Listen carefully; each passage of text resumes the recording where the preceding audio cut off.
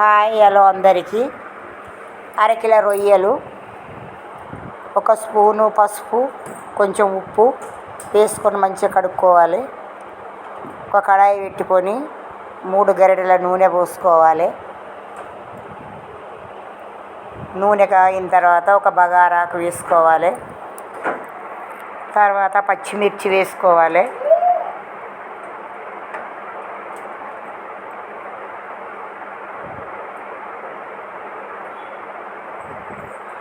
కరివేపాకు వేసుకోవాలి.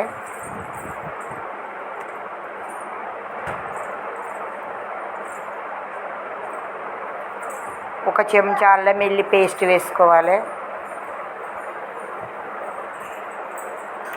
ఒక ఉల్లిగడ్డ పేస్ట్ వేసుకోవాలి.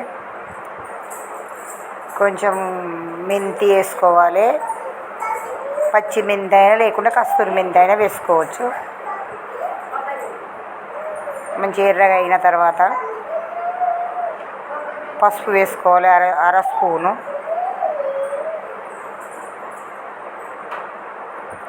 రొయ్యలు వేసుకోవాలి.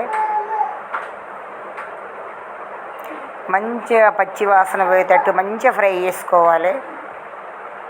నూనెలో మంచిగా వేగిన తర్వాత 3 చెంచాల కారపొడి, 2 చెంచాల ఉప్పు మీరు సరిపోయేంత కూడా వేసుకోవచ్చు.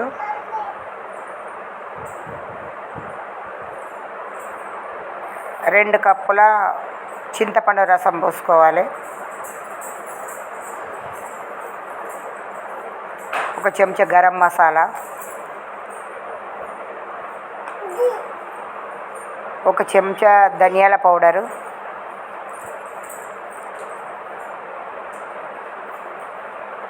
ఒక ముక్క తీసుకొని ఉడికిందలే చూసుకుంటే ఉడికింది.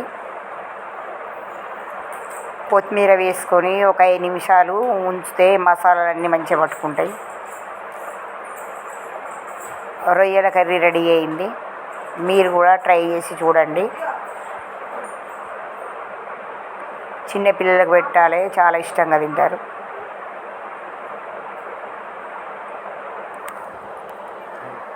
Please subscribe to Jayalakshmi Daily Vlogs.